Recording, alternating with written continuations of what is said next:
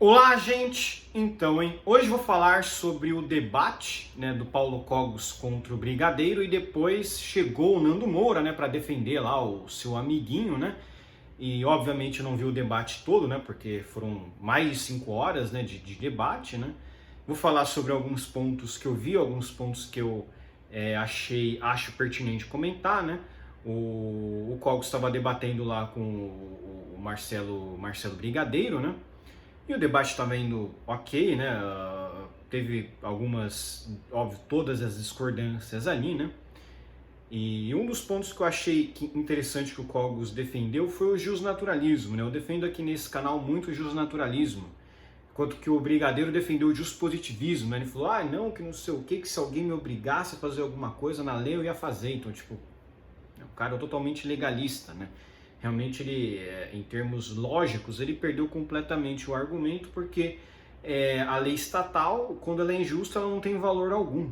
A lei estatal, quando ela é injusta, ela não tem valor algum. Eu até falei já outras vezes nesse canal que leis injustas devem ser desrespeitadas, Porque a lei do homem, ela é falha. A lei do homem, ela é falha.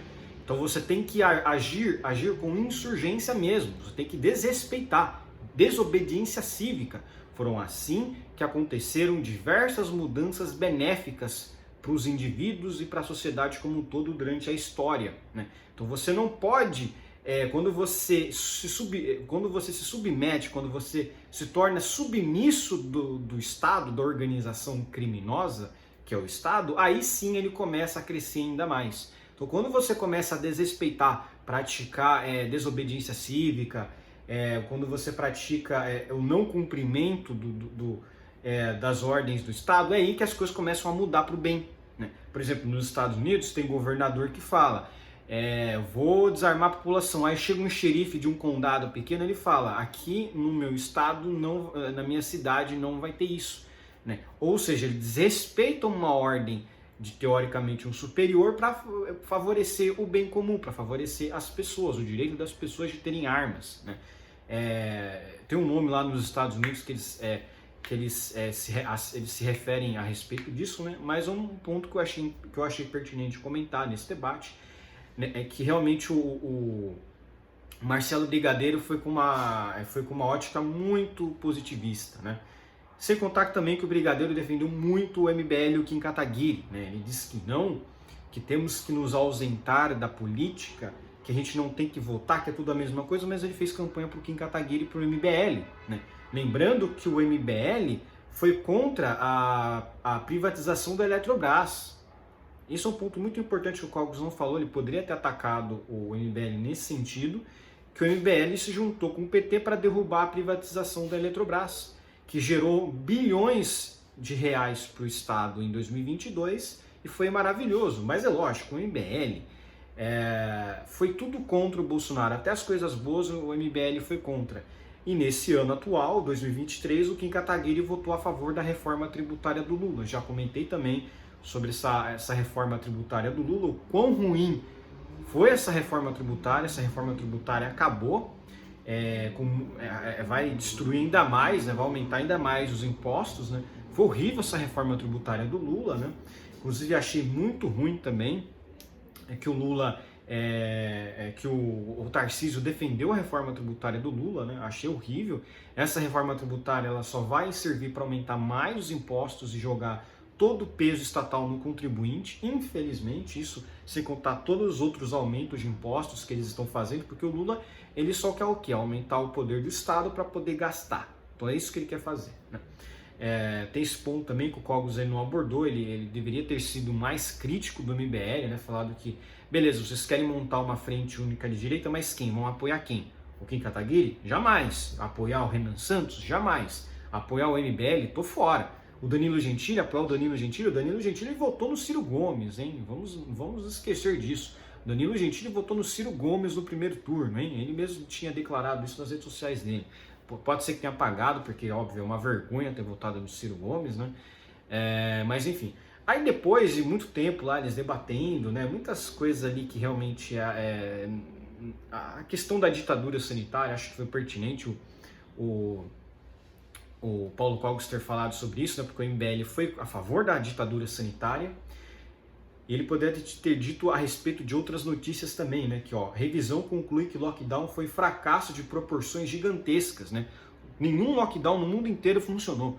A verdade é que lockdown, a questão das máscaras, nada disso funcionou, nada disso foi eficiente como eles estavam falando que seria, principalmente os lockdowns, né? Porque você fechava tudo, mas uma hora você ia reabrir. Quando você reabria, né, o comércio, aí tinha o contágio como iria ter. Você só retardava, né? Você só retardava. No início, o que eles falavam? Que era para você manter os hospitais ativos, né? Para você não lotar os hospitais, né? Para você não sobrecarregar os hospitais. Isso que eles argumentavam. Eles argumentavam isso. Esse que era o argumento deles para fechar tudo depois ficar em casa, né? A economia, os caras iam ver depois. É nesse argumento, foi com base nesse argumento, só que deram 2, 3, 4 semanas, 2, 3, 4 meses, todo mundo ficou em lockdown. O Dória fez lá um lockdown pesado, que o Nando Moura e o Brigadeiro apoiaram, né? E depois, em 2020, teve as eleições. Então, olha só, o negócio estava tão grave que a festa da democracia não podia ser adiada, né? Para vocês verem, o negócio foi realmente tão grave assim? Isso que eu perguntaria. Se fosse tão grave, por que o Arthur Duval estava sem máscara na rua fazendo campanha para a eleição de 2020 municipal? Tem explicação, não tem explicação. Se o negócio fosse algo tão grave a ponto de você precisar trancafiar todo mundo em casa, você não ia ter tido aquelas eleições patéticas de 2020, que já que o Covid foi tão grave assim, por que ela não foi cancelada ou adiada, né? Então assim, o Dória, inclusive, ele abriu tudo, né? Tudo foi aberto ali naquela época. Aí chegou no final do ano, o Dória vai lá e bota todo mundo em área vermelha, né? É muito pertinente falar sobre isso, né? Essa questão do Dória ter trancafiado todo mundo em casa. Bem no final do ano, onde tem o Natal, celebração, ele depois viajou para Flórida, viajou para Miami. Flórida, na época, até hoje, né? Mas na época estava sendo governada pelo Ron DeSantis. Ron DeSantis, ele tinha uma visão muito parecida com o Bolsonaro, que não pode fechar e que a economia tem que continuar circulando. O cara, ele fez tanto sucesso com essas medidas que ele foi reeleito e Flórida, que é um estado que era um estado roxo, né, que ficava trocando, uma hora ganhava o republicano, outra hora ganhava o democrata.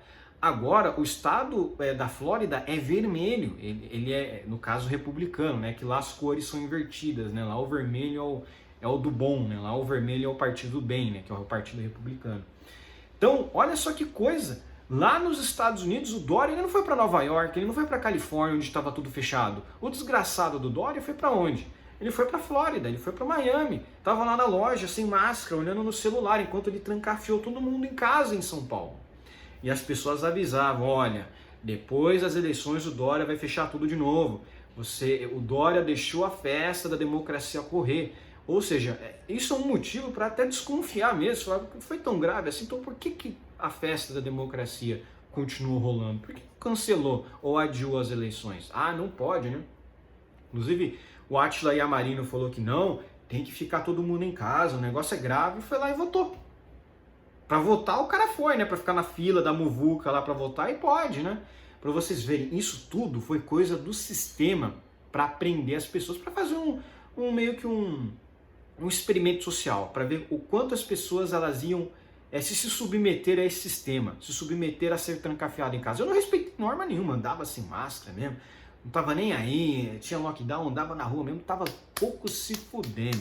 Hoje em dia a gente sabe que isso não vai acontecer de novo porque o Lula está no poder. Então o Lula estando no poder, isso ia prejudicar o Brasil na economia e obviamente um lockdown de novo ia estourar completamente a economia. Então o Lula, se tivesse uma pandemia de novo, o Lula não ia deixar, né? A esquerda ia ser contra fechar tudo, a economia a gente vê depois, porque isso ia manchar a imagem do PT, né? E o próprio MBL também ia se vender, né? Inclusive, o Kim Kataguiri parece que recebeu um Pix, né, para votar a favor da reforma tributária do Lula, né? Esse é o cara aí da oposição, esse é o cara que se opõe ao PT, né? Você pode até ter que ter críticas ao Bolsonaro, todo mundo tem, acho que a questão da Lava Toga foi um absurdo mesmo, mas economicamente falando ele foi muito bom. Ele privatizou a Eletrobras, ele fez reformas muito boas na questão tributária, diminuiu imposto em tudo, diminuiu imposto em remédios, diminuiu imposto em eletrônicos, diminuiu imposto, queria diminuir mais imposto ainda em produtos importados. O governo do Bolsonaro era para acabar com o imposto, era para reduzir imposto, né? Mas enfim, e os caras ainda têm a coragem de dizer que o Bolsonaro e o Lula é a mesma coisa. Não são a mesma coisa e nunca vão ser. Os dois são antagônicos, tanto o Lula quanto o Bolsonaro são antagônicos, eles não combinam em nada. Quem combina com o Lula é o MBL, que apoia a ditadura sanitária, o Lula também apoiou a ditadura sanitária, e o MBL, ainda para piorar, votou a favor, né, da reforma tributária do Lula, que vai destruir completamente a classe média. Né? Depois chegou o Nando Moura no debate, aí foi só baixaria. Aí o Nando Moura chegou realmente para praticar baixaria, ele não tomou remedinho nele, ficou falando, só xingando, só ofendendo o Paulo Cogos, só falando bobagens e tal, e ainda mentiu. O Nando Moura mentiu. O Olavo de Carvalho foi um dos primeiros a falar sobre o Foro de São Paulo. A gente não sabe quem foi o primeiro a falar sobre o Foro de São Paulo, mas desde a década de 90, o Olavo de Carvalho já alertava sobre o Foro de São Paulo. E para a gente não esquecer, a direita na década de 90 e na década de 2000 estava praticamente fraca, nula, não existia mais direita. Né? No Brasil, naquela época, não existia mais direita, muito por conta lá da ditadura militar, que foi um fracasso total. Né? E o Olavo de Carvalho era uma das poucas pessoas que ainda alertava, falava, ó, essa organização aqui, o Foro de São Paulo, ela atua para a consolidação do poder da esquerda em vários países da América Latina, e eles utilizam aí meios violentos, né? Eles se aliam aí a indivíduos da Farc, aos traficantes, né? O pessoal aí de esquerda que faz tráfico de drogas, né? E aí o que acontece? Aí o Nando Moura afirmou que uma tal de Graça Salgueiro, né? Uma tal de Graça Salgueiro que falou sobre... foi a primeira a ter falado sobre o Foro de São Paulo. Mentira! Essa Graça Salgueiro, inclusive...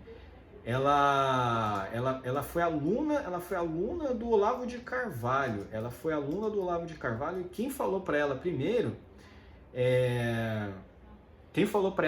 sobre o Foro de São Paulo foi o Olavo de Carvalho. Então, assim, ele pode até dizer que não foi o Olavo de Carvalho que falou primeiramente a respeito do Foro de São Paulo, mas a Graça Salgueiro objetivamente não falou primeiramente. Ela foi aluna do Olavo de Carvalho, ela foi aluna.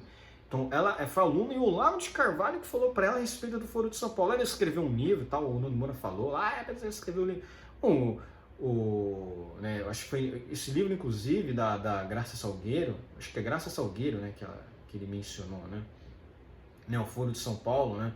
Esse livro, ele foi publicado, eu acredito, em 2016, então é um livro recente, né? Um livro, a data aqui, 1º de janeiro de 2016, acho que foi isso. O Olavo de Carvalho, desde o livro dele lá, o mínimo que você precisa ser para não ser um idiota, ele já falava sobre o Foro de São Paulo. O que o Nando Moura quis fazer nesse debate é manchar a imagem do Olavo de Carvalho. Você pode não gostar do Olavo, achar isso ridículo, mas ele foi o pensador mais... o pensador mais, digamos assim, o pensador mais influente da direita brasileira, que ajudou a eleger o Bolsonaro. O Nando Moura, ele só surfou nessa onda. Inclusive, eu acho que até o Cogos deveria não ter dito isso, que ele é irrelevante. O apoio do MBL, do Nando Moura para o Bolsonaro em 2022 foi relevante. Eu até acho que o Nando Moura votou no Lula. Ele não votou nulo, ele votou no Lula. Você percebe pelo discurso do Nando Moura, aquela raiva dele pelo Bolsonaro, que eu acho que ele votou sim no Lula. Ele votou no Lula, ele não votou nulo, como ele disse que votou. Né? E ele é uma fraude, ele surfou na onda conservadora ali entre 2014 e 2018, pegou um monte de cara, era amigo de um monte de pessoa, depois começou a bater em todo mundo. O cara falava uma coisa do Nando Moura, o Nando Moura já botava todos os inscritos deles para atacar o sujeito. Né? Então não foi a Graça Salgueiro que falou primeiramente sobre o Foro de São Paulo. Pode não ter sido o Olavo de Carvalho, mas não foi a Graça Salgueiro. Pelas minhas pesquisas, desde 2007, o Olavo de Carvalho já alerta sobre o Foro de São Paulo. Enquanto o Nando Moura era esquerda, era progressista, porque ele falou, segundo ele, ele disse que só se converteu ao conservadorismo por causa da igreja. Nessa época, em 2007 mais ou menos, ele não era de direita, coisa nenhuma, ele era progressista. O pai dele era petista, o pai dele votou no PT. Então assim, ele é uma fraude total, ele só tem esses inscritos e todo esse dinheiro que ele tem hoje porque ele surfou na onda conservadora e ele conseguiu ali, de uma forma, controlar o YouTube internamente. Ele conseguiu os contatos dele lá internamente no YouTube e os caras começaram a dar dicas para ele, o que ele tinha que postar e tal, que ele ia conseguir mais visualização. Muitos vídeos antigos dele ele teve que apagar, porque ficaram desmonetizados. E ele começou a adotar uma outra política, uma outra forma de produção de vídeos. Então por isso que ele ainda continua no topo. Ele é o Felipe Neto da direita. Ele não é à toa que as pessoas chamam ele de Felipe Neto da direita, porque ele tem uma influência muito grande dentro do YouTube e ele consegue manipular para ficar no topo. Então esse é um dos motivos, né? Ele é uma fraude total e ele só ficou famoso por conta dessa onda conservadora muito forte que teve ali entre 2014 e 2018. O Olavo de Carvalho já fazia muitos vídeos e o Nando Moura foi lá e falou bem do Olavo de Carvalho, não sei o que, isso aqui. Aí o Olavo de Carvalho reconheceu o Nando Moura e tal. E hoje em dia o Nando Moura, ele cospe no Olavo de Carvalho, é totalmente mal agradecido. Se não fosse o Olavo, se não fosse essa direita aí, ele não ia ser nada hoje em dia, ele não ia ser nada, ele ia ser um mero professor de música. Era isso que ele era, um professorzinho de música aí meia boca, né? Depois fica lá todo mostrando o Mustang dele lá na garagem dele lá. Se não fosse essas pessoas de direita que deixaram ele ali, ele entrar nesses círculos, ele não ia ser nada. O Nando Moura, ele só xingava. Primeiro que ele só xingava os caras. Ele conseguiu brigar com ele conseguiu brigar com ideias radicais. Ele xingou lá o Daniel Fraga. Já tretava com o Paulo Cogos nessa época, porque o Nando Moura sempre foi muito estatólatra, né? Ele sempre foi contra o livre mercado, né? Ele disse que é a favor do livre mercado, que ele é o Mises, mas ele é totalmente contra o livre mercado, né? O Nando Moura é estatólatra, ele acha que o Estado tem que sim que interferir na economia. Ele é um mentiroso, ele não é de direita coisa nenhuma, ele é um progressista. A gente só está enganando um monte de idiotas aí, enfim, fez lavagem cerebral, né? Mas desde essa época ele já era refutado por todo mundo. Ele pegou um livro, ele disse que leu um livro a respeito lá do nazismo e chegou o Nion e a Nilce e refutaram o Nando Moura. Então eles falaram, você não leu esse livro aqui, esse livro diz o contrário do que você está dizendo. E o Nando Moura, mais pateticamente, ainda fez um vídeo com guitarra lá, do ré, fá, sol, lá, si, do, ré, mi, fá, né, que até zoaram, né. Tipo, você refutou os caras com notas musicais, né, na sua cabeça, só na cabeça do Nando Moura, né. Então, realmente era uma vergonha. O Nando Moura sempre passava vergonha. O Nando Moura sempre passou vergonha nas redes sociais. O Nando Moura sempre passou vergonha. Ele sempre falava muita bobagem. Sempre, sabe, só envergonhava direito. Só envergonhava. Ele não conseguia debater. Ele não conseguia ter debate produtivo, né? Era uma vergonha mesmo, né? E tudo isso mudou. Tudo isso mudou de 2019 para cá, né? Desde então, que ele tem tomado ali um posicionamento completamente diferente. Ele chegou inclusive a defender o Jovem Nerd. O Jovem Nerd postou uma coisa lá que crianças trans, não sei o que, caramba, criança trans é meio polêmico, né? Como é que você pode? Criança não tem consciência nenhuma do que está fazendo. Como é que você vai falar para uma criança que ela deveria fazer cirurgia de troca de sexo? É uma coisa polêmica, né? Enfim, o Nando Moura chegou no debate, começou a partir para baixaria, né? Mentiu falando que o Olavo de Carvalho não foi relevante para o cenário da direita brasileira, que não foi ele que falou sobre o Foro de São Paulo, que ele pegava coisas de outras pessoas. Mentira, o Olavo de Carvalho ele era sempre a principal fonte. A própria Graça Salgueiro, no livro dela, ela menciona o Olavo de Carvalho. Ela fala em 99, o Olavo de Carvalho me alertou sobre o Foro de São Paulo. Olha só, desde 1999, desde 99, quando o pai do Nando Moura era um petista, quando se bobear até o Nando Moura era um petista, eles querem dizer que eles são relevantes para a direita. Caramba, o Nando Moura não conseguiu eleger o laranja do Mamãe Falei. O Nando Moura não conseguiu eleger o laranja do Mamãe Falei. Quem foi responsável pela eleição do Lula foram os nordestinos. Se tivesse ali uns 6, 7% de voto, 6, 7% de voto a mais para o Bolsonaro teria sido eleito. Foi uma diferença pequena dessas eleições.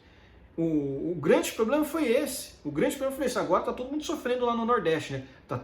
O Lula tá tirando a água de todo mundo, o Lula tá cortando gastos lá com o Nordeste, os nordestinos agora estão sofrendo. Mas vocês sabem, né? Chega a eleição, o Lula oferece dinheiro para todo mundo, aí todo mundo vota pro Lula. É isso aí, né? Todo mundo vota pro Lula. O pessoal esquece. Chega nas eleições, o pessoal esquece. Ah, o Lula não esquece, né? Agora o Lula tá fazendo o que ele quiser. Ele fala, eu ganho mesmo, faço um governo horrível aqui. Por que eu vou ficar dando esmolas pra esses caras? Vou dar nada. Os caras estão se lascando, né? Mas enfim, tá aumentando o imposto de todo mundo, né? Aí o Nando Moura chega no debate, fala outros absurdos também. O cara só fica xingando o Paulo Cogos. Fica xingando, ele não debate nada. E ele fala mentiras ainda, né? Ele mente. Fala que não, que o lockdown foi muito bom, que não sei o que. Eu acabei de ler, o lockdown foi um fracasso. O lockdown não serviu de nada. Inclusive só quebrou a economia. E olha só que coisa, o tal liberal na economia que é capitalista, que foi contra a liberdade econômica, que é a favor do Estado unilateralmente fechar todas as lojas. Isso aí é totalmente antiliberal, isso é totalmente anticapitalista. Você vê o Ron DeSantis nos Estados Unidos, ele foi um dos melhores líderes que combateu o Covid, porque ele não deixou a economia da Flórida ser fechada. E hoje em dia, a Flórida é uma economia completamente emergente. A Flórida hoje em dia é muito maior do que era antes. Recebe um monte de pessoas de fora, recebe um monte de gente até mesmo dos Estados Unidos. Por quê? Porque o pessoal viu que lá é um estado que você tem liberdade, enquanto isso Califórnia e Nova York vem perdendo força. Califórnia tá horrível, a economia da Califórnia está cada vez pior. Né? Lá eles legalizaram o furto, né? Agora você pode furtar coisas pequenas, enfim, uma loucura. Califórnia é isso aí, era só você ver. E outra coisa, só para encerrar aqui, né? Que eu não vou me estender muito porque o vídeo é longo pra caramba, né? O Cogos ele deveria ter pegado no calcanhar de Aquiles do Nando Moura, porque o Nando Moura ficou a pandemia inteira defendendo o Boris Johnson. Quem não lembra disso? O Nando Moura ficou defendendo o Boris Johnson, falando, o Boris Johnson, o meu conservador, o meu conservador. O Boris Johnson tá onde agora? Cadê o Boris Johnson? Ele falava, não, que o Boris Johnson fechou tudo. O Bolsonaro tinha que fazer igualzinho o Boris Johnson. O Boris Johnson não durou mais de um ano depois, né? Porque saiu saiu aquela bomba, né, que o Boris Johnson ele fez festas enquanto ele fechava todo mundo em casa. Quem diria? Aqui no Brasil foi a mesma coisa. Os políticos aqui de esquerda tudo fechando tudo e indo lá viajar para o exterior para curtir num local que não tinha nada fechado. Né? O pessoal é o maior idiota. Os caras caíram nessa falácia, nessa fraude. Os caras caíram. Até hoje o Nando Moura fala, não, tinha que fechar tudo mesmo. O cara é um pateta, o cara é um idiota. Até gente que antes era a favor disso falou, realmente foi um erro, né? Foi um erro. O lockdown não adiantou de nada. O estado aqui no Brasil que mais se fechou foi o que mais teve mortes. O estado de São Paulo foi o pior estado em termos de mortes por 1 milhão de habitantes. Minas Gerais, que foi um dos poucos estados ali que não fecharam tudo, foi um dos estados que mais saíram bem. Olha só que coisa, né? Você não precisa fechar tudo. O Zema conseguiu fazer uma administração boa sem prejudicar tanto a economia. E teve menos mortes por 1 milhão de habitantes que o São Paulo. O Dória destruiu o estado de São Paulo. E assim, cara, é um absurdo total. É só baixaria e depois ficou totalmente improdutivo mesmo o debate, né? O debate já não estava muito bom. Eu também não curto muito essa pegada mais religiosa do Paulo Cogos. Eu acho que ele deixou um pouco o anarquismo de lado, o anarquismo de mercado de lado. Falava muita coisa sobre religião e assim, é um assunto muito, muito subjetivo, né?